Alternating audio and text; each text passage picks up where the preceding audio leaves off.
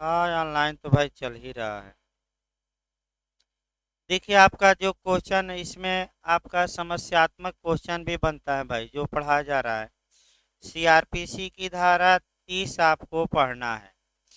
जुर्माना देने में व्यतिक्रम होने पर कारावास का दंडादेश। इसकी भूमिका मैं बांध चुका था और आईपीसी से मैं बांधा था। दो धाराएं आईपीसी की बताई थी मैं, आपका 65 और 67, जो एचजेएस में आपका और एपीओ में भी आपका पूछा गया है। 65 भी पूछा गया था आईपीसी का और 67 भी पूछा गया है एपीओ में भी। यानी कि पिछली बार भी एपीओ में 67 से आईपीसी से क्वेश्चन बना था। तो फिर एक बार नियम समझिए भाई। अगर किसी अपराध में कारावास और जुर्माना दोनों का दंड हो और अपराधी पर जुर्माना लगाया जाता है, वह जुर्माना नहीं देता, तो ऐसी दशा में वह अतिरिक्त कारावास का भागी होगा और वह अतिरिक्त कारावास उस अपराध के लिए जो अधिकतम सजा कानूनन हो सकती थी उसका एक चौथाई से अधिक नहीं होगा। यानी कि कितना से अधिक नहीं होगा? 1/4, 1/4। अब देखिए एचजेएस में कैसे समस्यात्मक क्वेश्चन बना। ये समस्या ही बनता है इस पर। देखिए आईपीसी में एक अभियुक्त है, वह घर में चोरी किया है, उसे आपका 10,000 रुपया जुर्माना उस पर लगाया गया और वह जुर्माना अदा नहीं करता, तो जुर्माना न देने के एवज में या बदले या जुर्माना देने में व्यतिक्रम करने पर, चूक करने पर, डिफाल्ट करने पर अधिकतम अतिरिक्त कारावास कितना दिया जा सकता है। तो आईपीसी में आपको जानना पड़ेगा कि घर में चोरी के लिए कितनी सजा अधिकतम दी जा सकती है। 7 साल। तो 7 साल का कितने से अधिक सजा नहीं दी जाएगी? एक चौथाई। तो 7 साल का एक चौथाई निकाल लीजिए, महीने में आएगा 21 माह। यानी कि 21 माह से अगर वह 10,000 रुपया नहीं देता, तो अधिकतम कितने माह की अतिरिक्त सजा न्यायालय दे सकता है? 21 माह। इसके नीचे भले दे दे, अधिकतम मैं बता रहा हूँ। ये एचजेएस में समस्यात्मक क्वेश्चन बना था ये पहले। दूसरा आपका आईपीसी की धारा 67 से भी क्वेश्चन बना है। एचजेएस में ये बना है कि अगर किसी अपराध में केवल जुर्माना हो, कारावास का दंड न हो और अभियुक्त जुर्माना नहीं देता, डिफाल्ट करता है, व्यतिक्रम करता है, चूक करता है, यानी कि अदा नहीं करता, तो कारावास जो मिलेगा जुर्माना न देने के बदले, एचजेएस में पूछा गया कि वह सादा होगा कि कठोर होगा कि दोनों, तो कैसा होगा? सादा। कठोर नहीं, सश्रम नहीं, केवल यानी कि जेल में उससे काम नहीं कराया जाएगा और निम्न मापमान के अनुसार होगा। मापमान याद रखिए, अगर रकम 50 रुपया या कम है, जुर्माना नहीं दिया तो अधिकतम कितने महीने, और 50 रुपया से 100 रुपये के बीच में जुर्माना है, नहीं दिया तो अधिकतम 4 माह, और 100 रुपया से अधिक जुर्माना है, नहीं दिया तो अधिकतम कितनी सजा? 6 माह। हर हाल में कितनी सजा? 6 माह। ये नियम याद रखिए। जो ये धारा 65 हमने बताया, लगभग वही नियम आपका सीआरपीसी की धारा 30 यानी कि 30 में प्रावधानित। अब 30 शुरू करिए बैरक से, अब सही रहेगा भाई, क्योंकि कुछ कंसेप्ट एक दो और टेक्निकल इसमें बातें आएंगी। देखिए आपका पहला खंड देखिए, किसी मजिस्ट्रेट का न्यायालय। इसका मतलब ये हुआ कि यह जो नियम है ये किस न्यायालय में लागू होगा? न्यायाधीशों के न्यायालयों के लिए कि मजिस्ट्रेटों के लिए कि दोनों के लिए? तो दोनों ना मार कर आइए, जो बेयर एक्ट में लिखा है उसी को मारेंगे। तो किसके लिए? मजिस्ट्रेट। यदि किसी मजिस्ट्रेट का न्यायालय जुर्माना देने में व्यतिक्रम होने पर, व्यतिक्रम मतलब क्या बताया जा रहा है, चूक न दिया, व्यतिक्रम होने पर इतनी अवधि का कारावास अधिनिर्णित कर सकता है, मतलब कि कारावास की सजा दे सकता है, जो विधि द्वारा प्राधिकृत है, जो कानून द्वारा अथराइज। परंतु परंतु लग गया, यानी कि मजिस्ट्रेट की सीमा पर थोड़ा परंतु क्या लगाएगा, प्रतिबंध। देखिए, वह धारा 29 के अधीन मजिस्ट्रेट की शक्ति से अधिक नहीं होनी चाहिए। इसका मतलब ये हुआ कि जुर्माना न देने पर जो कारावास की अतिरिक्त सजा दी जाएगी, तो मजिस्ट्रेट को जो सेक्शन 29 में सजा देने का पावर है, उससे अधिक वह सजा नहीं होगी। तो फिर एक बार बताइए, तो किस मजिस्ट्रेट को कितनी सजा देने का हक है? फिर एक बार बताइए। द्वितीय वर्ग न्यायिक मजिस्ट्रेट अधिकतम कितनी सजा दे सकता है? 1 वर्ष का कारावास और जुर्माना 5,000। प्रथम वर्ग न्यायिक मजिस्ट्रेट कितना दे सकता है? रटवा गया था, 3 साल का कारावास और जुर्माना 10,000। मुख्य न्यायिक मजिस्ट्रेट और अपर मुख्य न्यायिक मजिस्ट्रेट कितना दे सकते हैं? 7 साल का कारावास और जुर्माना असीमित, जुर्माने पर कोई रोक। तो अगर कोई व्यक्ति अपराधी है, जुर्माना लगाया गया है, तो पहला प्रतिबंध ये आया कि ये लोग जुर्माना न देने के बदले अतिरिक्त कारावास तो उसे दे सकते हैं, लेकिन इस नियम का उल्लंघन नहीं होना चाहिए। दूसरा देखिए, खंड ख, जहां कारावास मुख्य दंडादेश के भाग के रूप में अधिनिर्णित किया गया है, वहां वह उस कारावास की अवधि के चौथाई से अधिक न होगी जिसको मजिस्ट्रेट उस अपराध के लिए न कि जुर्माना देने में व्यतिक्रम होने पर दंड के तौर पर देने में सक्षम है। तो वही तो मैं बार बार बता रहा हूँ 65 में भी, कि अगर किसी अपराध में कारावास और जुर्माना दोनों की सजा है, न्यायालय ने कारावास का भी दंड दिया, जुर्माना भी, और अपराधी जुर्माना अदा नहीं किया, तो ऐसी दशा में क्या होगा? तो जुर्माना अगर अदा नहीं किया है, तो ऐसी दशा में अतिरिक्त कारावास का भागी होगा, लेकिन वह अतिरिक्त कारावास उस अपराध के लिए जो अधिकतम सजा हो सकती है कानूनन, उसका कितने से अधिक नहीं होगा, 1/4।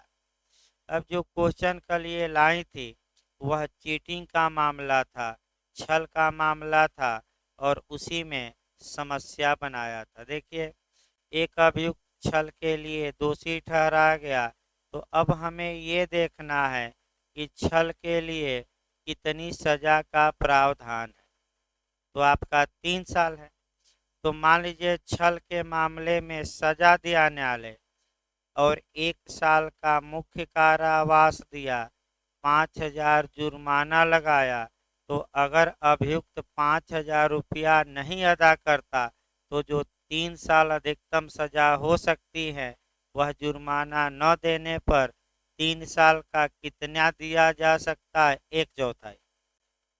तो कितने माह हो गया? तो उसी में दिया था 3 माह, 6 माह, 9 माह, 1 वर्ष। तो कितना हो गया? 9 माह। तो यही पॉइंट आपके देखिए, ये किताबों में बेयर एक्ट में नहीं मिलेगा। मैं फिर बता दूं, किताब में भी नहीं मिलेगा। ये समस्यात्मक प्रश्न है, और ये समस्या समझकर और आपको कवर करना पड़ेगा। इसी तर्ज पर हमने घर में चोरी के लिए भी उदाहरण बताया, और घर में चोरी के लिए अधिकतम सजा कितनी थी? 7 साल। तो उसका 1/4 निकाल लेंगे, कितने महीना? 21 माह। अब किसी को संदेह हो तो बताइए भाई, नहीं तो आगे बढ़ा जाए। आपका अब 31 से भी क्वेश्चन बन रहा है। देखिए 31 से उत्तराखंड आपका मेंस में भी क्वेश्चन बना था, एमपी प्री में भी बना था, और उत्तराखंड मेंस का भी हम देखेंगे कैसा मॉडल बना था समस्या, और आपका जो देखना है एमपी में कैसा मॉडल बना था वह भी देखना है। तो दोनों पहले देखिए, आपका हेडिंग दो जगह क्वेश्चन बना है, एमपी प्री में और उत्तराखंड में आपका मेंस में। तो आपका समस्यात्मक क्वेश्चन इस समय ज़्यादा आ रहे हैं और मेन मेन क्वेश्चन कम, यही सब ज़्यादा आ रहे हैं। थोड़ा सतर्क रहना जो कॉन्सेप्ट बनाया जाए। देखिए आपका एक ही विचारण में कई अपराधों के लिए दोष सिद्ध होने के मामले में दंडादेश, यानी कि कुल मिलाकर इसका मतलब ये हुआ कि एक ही विचारण में, यानी कि ज्वाइंट ट्रायल में, ज्वाइंट ट्रायल का मतलब कि किसी अभियुक्त पर एक से अधिक अपराधों का इल्जाम है और सभी अपराधों में जो मुकदमा चल रहा है अलग अलग नहीं चल रहा है, बल्कि क्या चल रहा है, एक साथ। फिर एक बार समझिए, एक ही विचारण में कई अपराधों के लिए दोष सिद्ध होने के मामले में दंडादेश, इसका मतलब पहले समझिए, किसी व्यक्ति ने एक से अधिक अपराध किया है और सभी अपराधों के लिए उसके खिलाफ जो मुकदमा चल रहा है वह अलग अलग नहीं, कैसा चल रहा है, ज्वाइंट। ज्वाइंट मतलब कैसा चल रहा है, संयुक्त या एक साथ। तो क्या ज्वाइंट मुकदमा चल सकता है कई अपराधों का? इसके लिए सीआरपीसी की धारा अब जाना पड़ेगा अलग से, और फिर आपका कंसेप्ट बनाना पड़ेगा, तब 31 हम बैक होंगे। देखिए आपका भाई यूपीएपीओ में आ चुका है, इसके लिए सीआरपीसी की धारा 218 पढ़ेंगे, और इसका अपवाद आपका खूब पूछा जाता है उत्तराखंड से लेकर मेंस तक। 219, 220, 221 और 223, 22 छोड़ दीजिएगा। फिर मैं बता रहा हूँ, यानी कि कॉन्सेप्ट पहले बनाइए।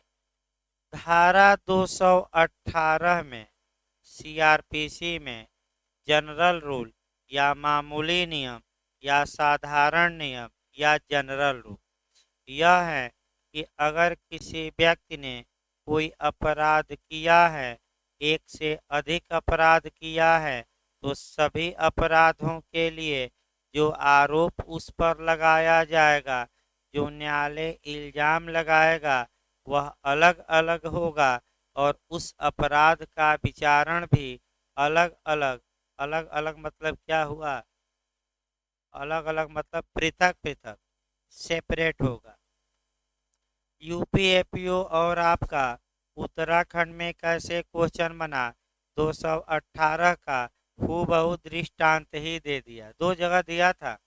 और सतर्क रहना है, एक व्यक्ति है, उस पर एक समय चोरी का आरोप है और दूसरे समय पर उसने किसी व्यक्ति की घोर उपहत ग्रीवियस हर्ट किया है, तो चोरी के लिए और घोर उपहत के लिए उस पर इल्जाम अलग अलग लगेंगे और मुकदमा भी क्या चलेगा, अलग अलग। दो मुकदमे चलेंगे एक साथ नहीं। लेकिन यही उदाहरण पूछा गया था, लेकिन यह विधि का पूर्ण नियम नहीं है।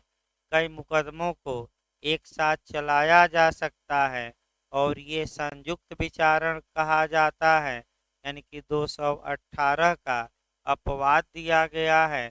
तो किन किन धाराओं में दिया गया है, पहले तो सेक्शन रट्टा मारना है, कौन कौन धाराएं हैं, 219, 220, 221, 223, कई अपराधों का इल्जाम एक साथ, और साथ में क्या कर डालिए, विचार। लेकिन कब, जब मामला किस में आए, इन धाराओं में, तो डिटेल में। अब आइए, आपका कोई न्यायालय है और एक से अधिक अपराधों के लिए अभियुक्त के खिलाफ मुकदमा चला रहा है, अलग अलग मुकदमा नहीं, एक ही साथ चल रहे हैं सभी मुकदमे। तो ऐसी दशा में आपका नियम यह है कि वह न्यायालय कितनी सजा दे सकता है। तो पहला ये नियम है कि अपनी शक्ति के 2 गुने से अधिक नहीं दे सकता और 14 वर्ष से अधिक नहीं दे सकता। यानी कि 2 आपका प्रतिबंध है। पहला प्रतिबंध क्या है? जो उसकी शक्ति है उसके कितने से वह अधिक नहीं दे सकता, 2 गुने। और दूसरा प्रतिबंध क्या है कि वह 14 ईयर से उस मामले में अधिक सजा नहीं दे सकता। तो तुरंत आपको दिमाग लगाना चाहिए कि अगर न्यायालय चाहता है कि वह अधिक दंड दे तो क्या उपाय है। तो निर्णय के पहले विचारण को अलग कर दे। भाई वो तो विवेक है। यानी कि निर्णय के पहले विचारण को क्या कर दे, सबको अलग अलग। तब ये प्रतिबंध दूर हो जाएगा और जितना मन करे उतना सजा क्या कर सकता है, दे सकता है। लेकिन ये नियम कब लागू होगा? जब संयुक्त विचारण हो रहा हो कई अपराधों का कि अलग अलग। नहीं, फिर अलग अलग नहीं भाई, ये नियम फिर दिमाग भाई उल्टा ना चलाइए। इसीलिए बताया गया कि जब संयुक्त विचारण हो तब ये नियम लागू होगा। अलग अलग विचारणों में धारा 31 अप्लाई नहीं करेगी। तो कम से कम एक उदाहरण तो बनता है। और एमपी में देखिए भाई, मॉडल यहाँ बना दिया जाए तब उदाहरण आपका उत्तराखंड, पहले उदाहरण एक देंगे तब उत्तराखंड का समस्या बताएंगे। लेकिन एमपी का जो मॉडल आया था, संयुक्त विचारण के मामले में कोई न्यायालय कितनी सजा दे सकता है, तो उसमें ऑप्शन आया था कि 20 वर्ष से अधिक नहीं, 14 वर्ष से अधिक नहीं, 10 वर्ष से अधिक नहीं, इनमें से कोई नहीं। तो बताइए कितना? 14 वर्ष से अधिक। दूसरा देखिए, मॉडल चेंज भी कर सकता है। संयुक्त विचारण के मामले में आपका जो कितनी सजा दे सकता है कोई न्यायालय, दे देगा अपनी शक्ति के दूने से अधिक नहीं, 14 वर्ष से अधिक नहीं, दोनों, इनमें से कोई नहीं। तो क्या लिखा गया है? कोई एक है कि दोनों? दोनों। अब जो क्वेश्चन बना है पहले एक उदाहरण से नए लोग समझें, क्योंकि कठिन है, ये नहीं कि आसान है। मान लीजिए ये एक व्यक्ति हैं, इस पर चोरी का भी इल्जाम लगा और रिश्ती का भी लगा, यानी कि नुकसान पहुंचाने का। और चोरी के अपराध के लिए और नुकसान पहुंचाने के अपराध के लिए ये पर जो मुकदमा चल रहा है अलग अलग नहीं चल रहा है, एक साथ चल रहा है। एक साथ मतलब क्या हुआ? ज्वाइंट।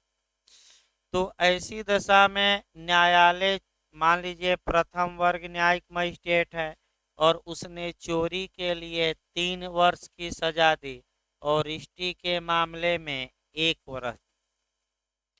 तो नियम बनाइए भाई, प्रथम वर्ग न्यायिक मजिस्ट्रेट ने सजा दी है चोरी के लिए 3 साल और रिश्ती के लिए कितना? 1 साल। यानी कि टोटल कितना हो गया? 4 साल। अब समस्या धारा 29 पर आती है। देखिए आपका, अगर संयुक्त विचारण किया जाता है तो अधिकतम कितनी सजा दी जा सकती है। तो जो उस मजिस्ट्रेट को पावर है उससे कितना गुना वह दे सकता है? 2 गुना। तो 3 वर्ष वो हो गया और 1 वर्ष रिश्ती, कितना हो गया? 4 साल। तो प्रथम वर्ग न्यायिक मजिस्ट्रेट को सामान्यतः कितने वर्ष का दंड देने का हक प्राप्त है? 3 साल। कितने साल का? लेकिन ऐसे मामलों में वह अधिकतम कितना दे सकता है? शक्ति का दूना तक। तो कितना दे सकता है? 6 साल। लेकिन हमेशा नहीं, जब मामला किस में आ जाए? धारा 31। अब फिर आपका उत्तराखंड का मॉडल देखिए। एक प्रथम वर्ग न्यायिक मजिस्ट्रेट एक अभियुक्त को 4 वर्ष की कारावास की सजा देता है। इस सजा की वैधता का परीक्षण करिए। यही क्वेश्चन आया था। आप ये बताएंगे कि दंड प्रक्रिया संहिता की धारा 29 के अनुसार कोई प्रथम वर्ग न्यायिक मजिस्ट्रेट 3 वर्ष तक का कारावास या 10,000 रुपया जुर्माना या दोनों की सजा या दंड देने की अधिकारिता रखता है। अतः सामान्य नियम के अनुसार ये जो सजा है वह अवैध हो क्या होगी, अवैध। लेकिन लेकिन लगाकर बहता बनानी है। लेकिन यदि ये सजा धारा 31 के अंतर्गत आती है तो वैध होगी। अब धारा 31 अपनी भाषा में लिखना है। ये दिखाएंगे कि अगर कई अपराधों के लिए एक साथ विचारण किया जाता है तो ऐसी दशा में कोई न्यायालय अपनी शक्ति के दूने तक की सजा दे सकता है। या दूसरा प्रतिबंध क्या है, 14 साल। तो प्रथम वर्ग न्यायिक मजिस्ट्रेट को 3 साल पावर है तो शक्ति का दूना कितना हो गया, 6 साल। अतः अगर यह मामला यह सजा किस धारा में आ जाती है, 31 में, तो ये सजा क्या हो सकती है, वैध। लेकिन सामान्यतः क्या होगी, अवैध। कब वैधता मिल जाएगी, जब किस में आ जाए। तो दो धाराओं को कोरिलेट करेंगे आप, कौन कौन, धारा 29 और 30। इतना पर्याप्त है, आगे देखा जाए भाई। नहीं, जुर्माना नहीं, केवल दंड, केवल दंड का दिया गया है, जुर्माना नहीं भाई। इसके बाद देखिए धारा 32, शक्तियां प्रदान करने का ढंग। एक लाइन देख लेना है, किसी मजिस्ट्रेट या न्यायाधीश को शक्ति कैसे दी जाएगी। तो आपका शक्ति जो दी जाएगी या तो राज्य सरकार द्वारा या हाई कोर्ट द्वारा या तो उनके पद नाम से या व्यक्तिगत नाम से। यानी कि पद नाम मतलब कि जो भी व्यक्ति जो भी जिला जज पर आसीन होगा सबको शक्ति मिल गई, और व्यक्तिगत नाम मतलब कि उनके नाम से। तो बताइए शक्ति कैसे दी जा सकती है, पद नाम से कि व्यक्तिगत नाम की, दोनों दोनों। धारा 32-33 नियुक्त अधिकारियों की शक्तियाँ। 34 शक्तियों को वापस लेना। तो जो शक्ति दिया है वह शक्ति क्या कर सकता है, वापस ले सकता है। धारा 35 भी छोड़ दीजिए। अब आइए अध्याय 4।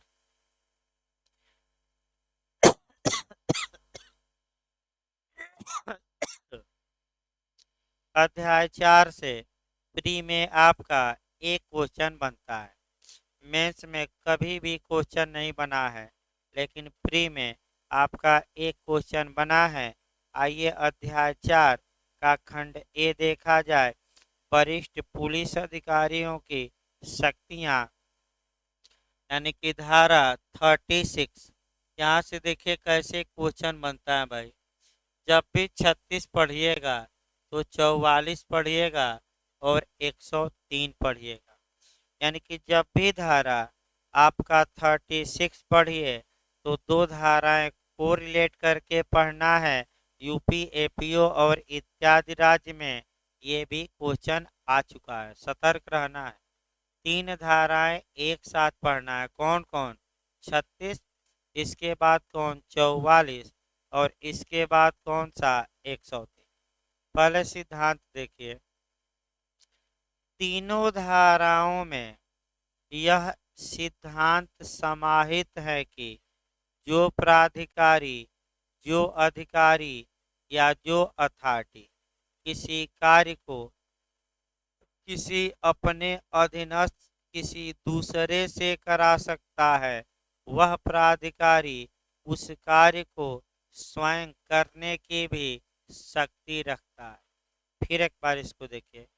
जो व्यक्ति किसी कार्य को, किसी काम को दूसरों से करा सकता है, तो क्या वह व्यक्ति उस कार्य को करने की स्वयं क्षमता रखता है कि नहीं।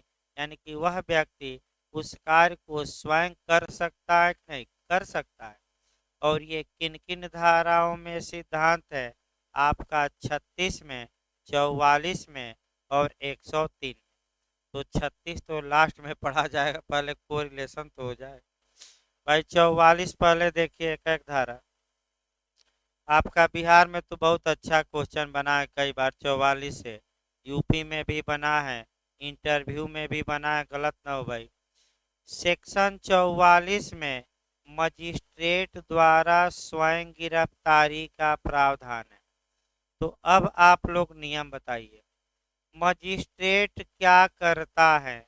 पुलिस को गिरफ्तारी का पुलिस के नाम वारंट जारी करता है और पुलिस को आदेशित करता है कि वारंट में वर्णित व्यक्ति को अरेस्ट करो और अरेस्ट करके कहाँ लाओ? न्यायालय। बताइए आप लोग खुद, मजिस्ट्रेट ये कार्य किससे करा सकता है? किससे करा रहा है? पुलिस से। तो हमने बताया कि जो व्यक्ति किसी कार्य को दूसरों से करा सकता है, क्या वह व्यक्ति उस कार्य को स्वयं करने की क्षमता रखता है कि नहीं रखता है? यानी कि मजिस्ट्रेट किसी अभियुक्त को किससे गिरफ्तार करवा सकते हैं? पुलिस से। तो क्या मजिस्ट्रेट स्वयं अभियुक्त को गिरफ्तार कर सकते हैं कि नहीं कर सकते हैं? किस धारा में? सीआरपीसी के 44। तो मजिस्ट्रेट द्वारा स्वयं गिरफ्तारी किस धारा में? आपका 44। एक क्वेश्चन और बनता है भाई, जो ये अभियुक्त हैं कोर्ट में सरेंडर करते हैं, आत्मसमर्पण करते हैं, इसका मतलब ये हुआ कि मजिस्ट्रेट द्वारा वह अपने को गिरफ्तार करवाते हैं कि मजिस्ट्रेट साहब हमें क्या कर लीजिए, गिरफ्तार। तो सरेंडर का जो प्रावधान है, रट कर जाइएगा नए लोग, 44 के क्लाज 2 में आएगा। यानी कि अभियुक्त द्वारा न्यायालय में आत्मसमर्पण करना कहाँ से गवर्न होगा? तो 44 के किस खंड से? 2 से। अब कई लोग कहेंगे कहाँ लिखा गया है? अरे भाई कुछ व्याख्या भी होती है, शब्दों का अर्थ भी लगाया जाता है, हर एक बात लिखी हुई नहीं मिलेगी, ये भी याद रखिए। अब 103 पर आ जाइए। अब आइए मजिस्ट्रेट करता क्या है पहले देखिए, अगर किसी घर की तलाशी लेनी है या बंद स्थान की तलाशी लेनी है तो मजिस्ट्रेट पुलिस के नाम सर्च वारंट, तलाशी वारंट जारी करता है, पुलिस को आदेशित करता है कि यहाँ जाकर आप तलाशी लीजिए, यही तो करता है। तो क्या मजिस्ट्रेट स्वयं तलाशी ले सकता है कि नहीं? ले सकता है।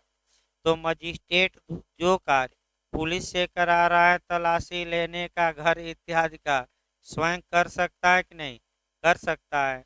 तो कौन सी धारा है? 103। कौन सी धारा? मजिस्ट्रेट द्वारा स्वयं तलाशी लेना। तो आपका कौन सी धारा मार कराएंगे? 103। इसमें पूछा जाता है ओरल सर्च वारंट, मौखिक सर्च वारंट, 103 ही मार कराइएगा।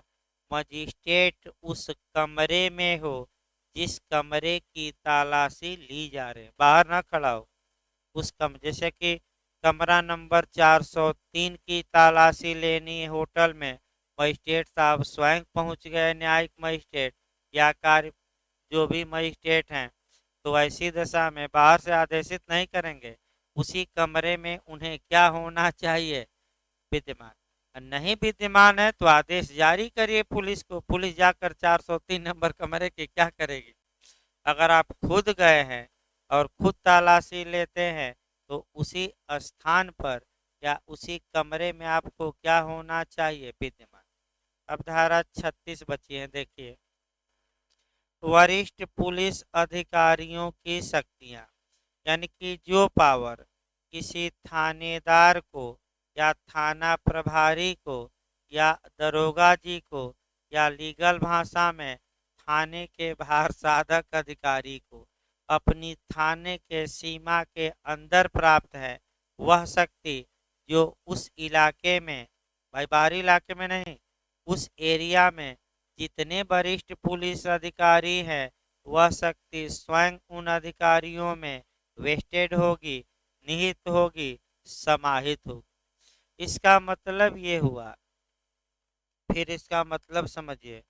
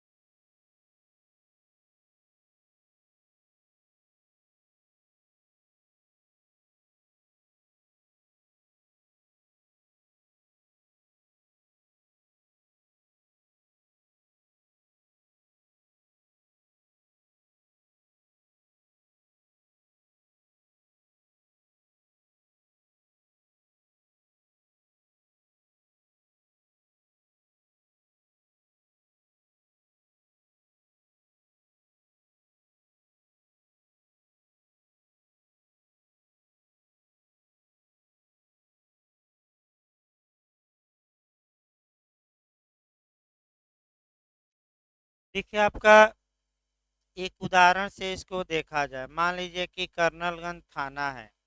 कर्नलगंज थाने की सीमा के अंदर थाना प्रभारी को जितना पावर है, वे सभी पावर उस इलाके में जितने वरिष्ठ पुलिस अधिकारी होंगे उनमें स्वयं होगा, कहीं देने की आवश्यकता नहीं है। ये कौन सी धारा बता रही है? छत। इसका मतलब कि जो सीओ होगा, डीवाईएसपी होगा, एसपी साहब होंगे, आपका आईजी साहब होंगे, इस इलाके के डीआईजी साहब होंगे, आईजी साहब होंगे। और सबसे बड़ा वाला कौन है? तो बड़ा वाला कौन है? सबसे डीजीपी। उनको ये पावर स्वयं मिल जाएगा। कौन पावर? जो थानेदार अपनी थाने की सीमा के अंदर क्या करता है? रखता है। थानेदार एफआईआर दर्ज कर सकता है, तो ये लोग भी कर सकते हैं। किसी को गिरफ्तार करने का पावर थानेदार को है, तो ये लोग भी कर सकते हैं। सभी जब्त करने का सामान पावर है। तो भाई बाहरी इलाके के पुलिस नहीं, इस इलाके में जो क्या हो, वरिष्ठ हो। ये नहीं कि बनारस के एसपी साहब आकर करें। भाई जो थानेदार का भाई अधिकार है वो यहीं के एसपी को अधिकार होगा। तो ये आपका, यानी कि एसपी साहब जो कार्य थानेदार से करा सकते हैं, वह कार्य एसपी साहब क्या कर सकते हैं? स्वयं भी। इसका मतलब, अब आइए खंड ख देखा जाए, मजिस्ट्रेटों और पुलिस को सहायता। जहां तक धारा 37 से लेकर और आपका 40 तक की बात है, इन धाराओं में आपका पुलिस, मजिस्ट्रेट और जनता का कर्तव्य बताया गया है। फिर एक बार देखिए, यानी कि आम जनता का ये कर्तव्य है कि वह मजिस्ट्रेट की सहायता करे, पुलिस की सहायता करे और कुछ अपराधों की सूचना पुलिस को दे। अब पहले तो भाई क्वेश्चन इन धाराओं से नहीं बनता था, लेकिन आपका जो क्वेश्चन बनाना शुरू किया गया वह दो राज्यों ने शुरू किया, यूपी अब तक नहीं बनाया है। आपका एक तो धारा 37 उत्तराखंड ने बना दिया और धारा 40 से क्वेश्चन एमपी ने बनाया है। लेकिन मैं फिर बता दूं, यूपी जल्दी इससे इन धाराओं से क्वेश्चन नहीं बनाता। लेकिन उत्तराखंड में पिछली बार बना था, सेक्शन वाइज बना था कि जनता कब मजिस्ट्रेट और पुलिस की सहायता करेगी। ये सीआरपीसी की किस धारा में दिया गया है? तो कौन सी धारा है? 37। ये बना है क्वेश्चन भाई जे में। आपका उत्तराखंड चूंकि आपका मैंने सेक्शन वाइज क्वेश्चन ज़्यादा बनाता है। मैं फिर बता दूं, देखिए आपका तो जनता और पुलिस के बीच संबंध क्या होने चाहिए, और आम जनता का कर्तव्य है कि वह पुलिस को सहयोग करे कि न करे, करे। उन्हीं बातों को कहाँ से कहाँ तक दिया गया है? 37 से लेकर कहाँ तक? 40। तो पहले 37 देखिए भाई, जनता कब मजिस्ट्रेट और पुलिस की सहायता करेगी? तो प्रत्येक व्यक्ति ऐसे मजिस्ट्रेट या पुलिस अधिकारी की सहायता करने के लिए आबद्ध है। आबद्ध है मतलब कि बाध्य है, बाउंड है, जो निम्नलिखित कार्यों में उसकी सहायता उचित रूप से मांगता है। इसका मतलब ये हुआ कि धारा 37 के तहत आम जनता पुलिस को सहायता करने में मजिस्ट्रेट को सहायता करने के लिए तभी बाध्य होगी जब मजिस्ट्रेट द्वारा या पुलिस अधिकारी द्वारा जनता से क्या मांगी जाती है? हेल्प।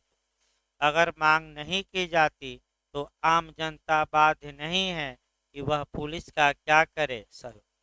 अब अगला क्वेश्चन ये आया कि अगर पुलिस या मजिस्ट्रेट ने आपका ये कहा कि आम जनता या आम व्यक्ति को कि आप हमारे कार्य में सहयोग करिए, और बिना किसी कारण के वह व्यक्ति मजिस्ट्रेट या पुलिस के कार्यों में सहयोग नहीं करता, तो ऐसा व्यक्ति सजा का हकदार होगा। ये नहीं कि सजा नहीं मिलेगी। सजा का क्या होगा, हकदार होगा आईपीसी के तहत।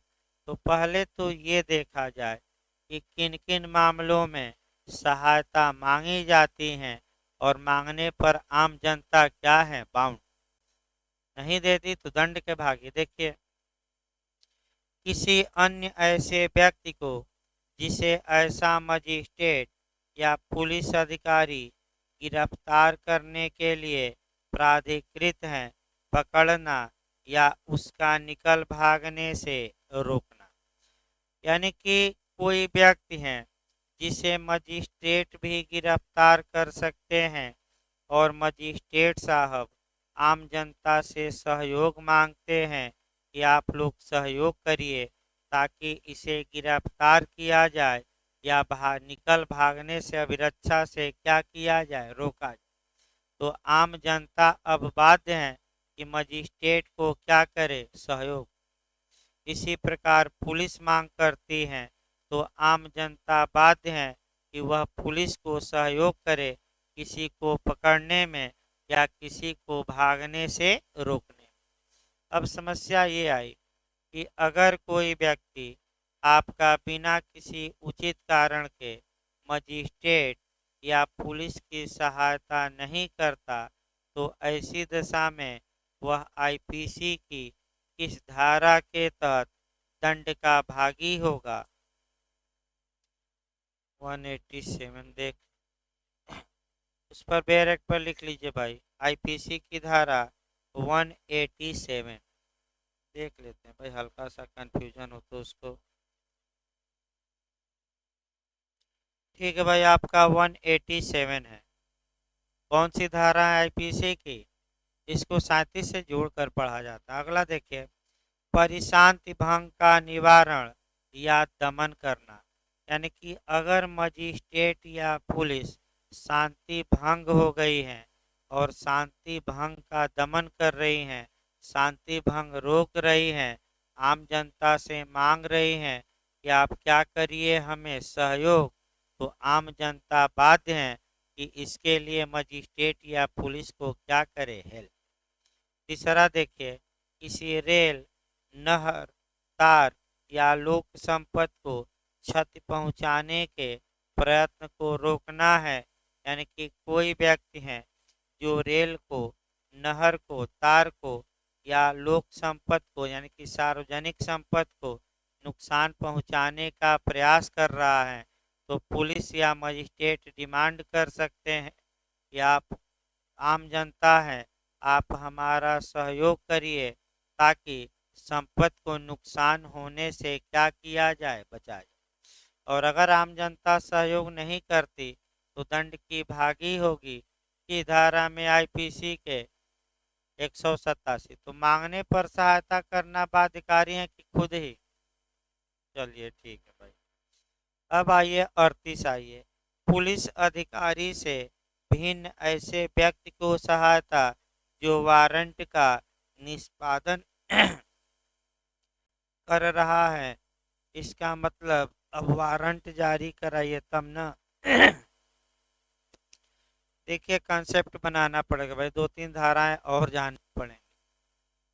तो देखिए, आपका जो गिरफ्तारी का वारंट होता है वह न्यायालय द्वारा जारी किया जाता है और सामान्यतः पुलिस के नाम किया जाता है।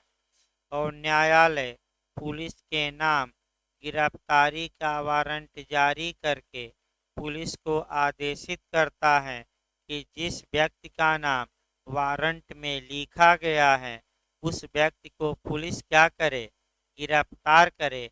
और गिरफ्तार करके कहाँ लाए, कोर्ट में। तो बताइए, सामान्यतः गिरफ्तारी का वारंट किसके नाम जारी होता है, किसी प्राइवेट व्यक्ति की पुलिस के नाम। किसको आदेशित किया जाता है कि जाकर गिरफ्तार करके लाओ। लेकिन अब धारा 38 पढ़ने के पहले लेकिन लगाना है। लेकिन कुछ दशाएं, मेंस में भी क्वेश्चन आ चुका है, कुछ दशाएं ऐसी हैं कि जहां न्यायालय किसी प्राइवेट व्यक्ति के नाम भी गिरफ्तारी का वारंट जारी कर सकता है और प्राइवेट व्यक्ति को आदेश दे सकता है कि वारंट में उल्लिखित व्यक्ति को आप क्या करिए, गिरफ्तार। तो ये सामान्य नियम नहीं है, ये अपवाद हैं। तो वह अपवाद किस धारा में है? तो 2 धारा में नहीं, 72 में भी है। आपका 72 भी धारा पढ़नी पड़ेगी। और कौन सी धारा? 73। अब दोनों को निकाल लीजिए। आपका पहले 72 देखा जाए सीआरपीसी, तब 73, और तब अपने आप आपका जो धारा 38 है वह आसान हो जाएगी। देखिए निकाल लीजिए भाई 72। 72 आपका क्लाज 1 निकालिए। वारंट किसको निर्दिष्ट होंगे? इसका मतलब कि वारंट किसके नाम से जारी होगा? तो एक या एक से अधिक पुलिस अधिकारियों के नाम। जनरल रूल है ये। लेकिन क्या किसी प्राइवेट व्यक्ति के नाम भी वारंट निकल सकता है? तो निकल सकता है। अगर मामला 72 या 73 में आए तो 72 में क्या है देखिए। अगर किसी व्यक्ति की गिरफ्तारी तत्काल आवश्यक है और कोई वहां पुलिस अधिकारी नहीं है, तो न्यायालय क्या करे? किसी प्राइवेट व्यक्ति के नाम ही वारंट निकाल दे और प्राइवेट व्यक्ति को आदेशित कर दे कि इन्हें क्या करिए, गिरफ्तार। एक उदाहरण देखिए। कोर्ट की कार्यवाही चल रही है, एक व्यक्ति आकर कोर्ट में हंगामा खड़ा कर दिया, पुलिस है नहीं, तो न्यायालय किसी अधिवक्ता के नाम ही गिरफ्तारी का वारंट जारी कर दे और कहे कि इन्हें क्या करिए आप, गिरफ्तार। वैसे अधिवक्ता कूट देते हैं। जैसे बिहार में पुलिस वालों को क्या किए, डीजे पर पिस्टल तान दिए तो कूट दिए, वर्दी वर्दी पूरा अस्त व्यस्त हो गया था। और फोटो आया तो लग रहा है कि दोनों पुलिस वाले शराब पिए हुए हैं, कितना मार कर अधिवक्ता ध्वस्त कर दिए थे। इस जिले की घटना थी भाई, देखिए। हाँ, नहीं कोई ने मुंगेर का नहीं था, वो तो अभी आपका हाल में ही जो हुआ है। हाँ नहीं, हाँ 1.5-2 माह हो गया, तो याद नहीं आ रहा है जिला, आगे बढ़ा जाए। 73 देखिए, 72 आपातकाल के लिए है, 73 आपका बहुत महत्वपूर्ण है। वारंट किसी भी व्यक्ति को निर्दिष्ट हो सकते हैं। तो आपका निकल भागा सिद्ध दोष, उद्घोषित अपराधी या अजमानती अपराध का अभियुक्त है और गिरफ्तारी से क्या कर रहा है, बच रहा है। तो फिर एक बार देखिए लास्ट में भाई। अगर किसी व्यक्ति को न्यायालय ने सजा दी और जेल से वह क्या किया है, भाग गया है, तो ऐसी दशा में न्यायालय किसी भी व्यक्ति के नाम गिरफ्तारी का वारंट जारी कर सकता है, प्राइवेट व्यक्ति के नाम, और कह सकता है कि जब ये दिखे तो क्या कर लेना तुम, खुद ही गिरफ्तार। पहला कौन, किसको गिरफ्तार करने के लिए? निकल भागा सिद्ध दोष, सिद्ध दोष मतलब सजा हो चुकी है और कस्टडी से क्या हो गया है। दूसरा आपका उद्घोषित अपराधी, प्रोक्लेम्ड ऑफेंडर या उद्घोषित अपराधी, फरार अपराधी, मफरूफ अपराधी। तो बताया भी जाएगा पुलिस एक्ट में पैरा में कि फरार अपराधी कितने प्रकार के होते हैं। वर्ग पूछा जाता है, 2 प्रकार। फरारी की घोषणा की जाती है कि तुम फरार हो गए हो, सीआरपीसी की धारा 82 में। कौन सी धारा? तो ऐसे को गिरफ्तार करने के लिए प्राइवेट व्यक्ति के नाम भी क्या जारी हो सकता है, गिरफ्तारी का। और तीसरा प्रावधान है, किसी व्यक्ति ने अजमानती अपराध किया हो और अपनी गिरफ्तारी से वो क्या हो रहा है, बच रहा है। पुलिस खोज रही है लेकिन गिरफ्तार नहीं हो रहा है, तो किसके नाम न्यायालय जारी कर सकता है गिरफ्तारी का वारंट? आम आदमी के, प्राइवेट व्यक्ति के। और कहेगा प्राइवेट व्यक्ति से कि आप इनको क्या करिए। मेंस में देखिए भाई क्वेश्चन शॉर्टकट में ही पढ़ाया गया। मेंस में जो क्वेश्चन बना है, प्राइवेट व्यक्ति कब किसी व्यक्ति को वारंट के बिना गिरफ्तार कर सकता है, तो वारंट के बिना आ जाए तो सीआरपीसी 43, फिर दोनों का एंगल याद रखना है। और वारंट कब किसी प्राइवेट व्यक्ति के नाम जारी होगा, तो 72 हल्का सा उठाना है और डिटेल में कौन सा लिखना है, 73। इसके बाद भी पूछा गया है कि प्राइवेट व्यक्ति द्वारा गिरफ्तारी और गिरफ्तारी के बाद की प्रक्रिया। तो गिरफ्तारी के बाद डायरेक्ट कोर्ट में नहीं ले जाता प्राइवेट व्यक्ति, निकटतम थानेदार को या पुलिस को क्या करता है, सौंप देता है। डायरेक्ट कोर्ट में नहीं जाना है। तो आपका कल और बताया जाएगा। 38 आपका, अब 38 आसान हो जाएगी। क्यों? क्योंकि इसको आप जोड़ कर पढ़े हैं, आपका 72 से और किस धारा से, 73 से। तो आज थोड़ा देखिए, अब मौसम सही हो रहा है, थोड़ा लेट तक चलाया जा सकता है, कोई दिक्कत नहीं है, क्योंकि दिन भी बड़ा हो रहा है। और आपका तो कल भी क्लास 5 बजे से ही चलेगी भाई, कुछ समस्याओं के कारण आपका क्लास थोड़ा लेट चल रही है। आज थोड़ा 10-15 मिनट और लेट हो गया था।